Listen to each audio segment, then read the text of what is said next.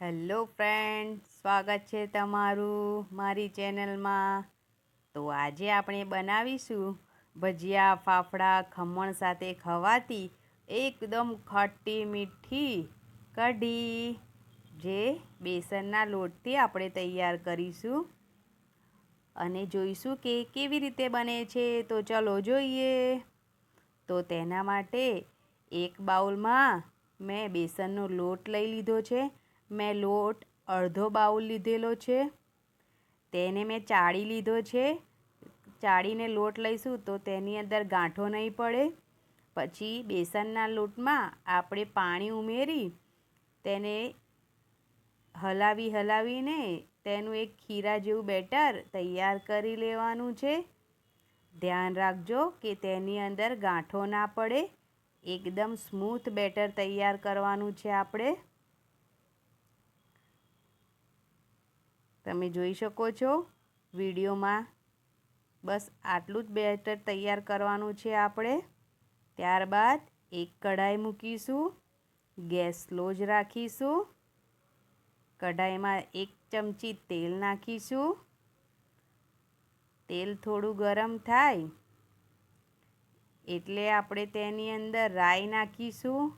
મેં અહીંયા ઝીણી રાઈ લીધી છે, તમે રાઈ થોડી વધારે જ લેજો।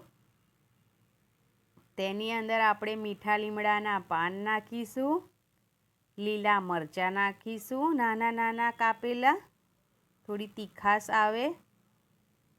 આપણે તેની અંદર લાલ મરચું નથી નાખવાના।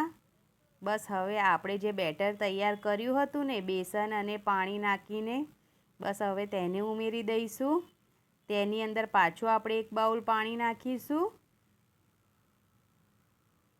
અને પછી તેને સારી રીતે મિક્સ કરી લઈશું।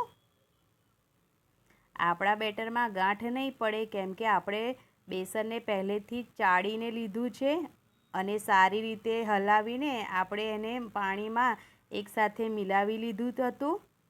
ત્યારબાદ આપણે સ્વાદ પ્રમાણે તેની અંદર મીઠું નાખીશું, થોડી હળદર નાખીશું અને મિક્સ કરી લઈશું।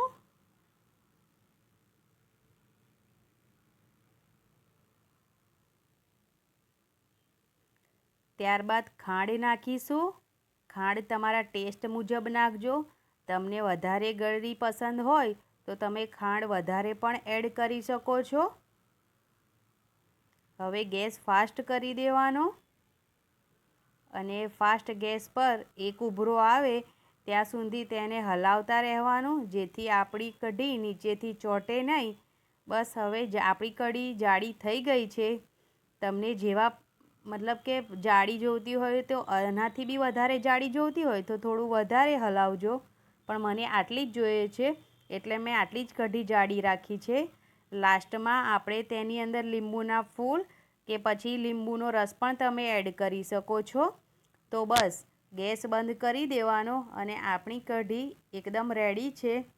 આ કઢી આપણને ખમણ સાથે, ભજીયા સાથે, ફાફડા સાથે, બધાની સાથે ફાવે એવી કઢી, એકદમ ખાટી મીઠી। તો તમને મારી આ વિડીયો પસંદ આવ્યો હોય તો મારી ચેનલને લાઈક કરવાનું ભૂલ